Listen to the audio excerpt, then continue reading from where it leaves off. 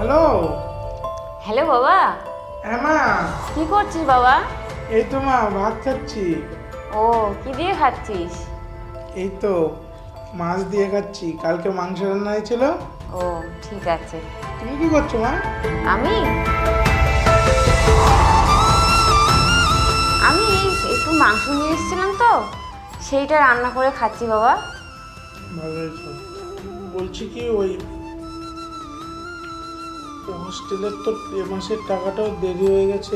Sir বলছিলেন যে প্রত্যেক মাসের মতো এ মাসেও অনেক লেট হয়ে গেছে। তুমি কবে পাঠাবে মা? বাবা, আর 2-4 দিন দেরি কর, আমি পাঠিয়ে দেবো ঠিক। আর বলছি ওই কিছু টাকা একটু এক্সট্রা পাঠিও না। আমার হাতেও একটা টাকাও নেই, মাঝে মাঝে একটু বাইরে যেতে হয় তো, একটু টিফিন টিফিন করতে হয় বাইরে, আমার কাছেও 1 টাকা নেই। ঠিক আছে বাবা, পাঠিয়ে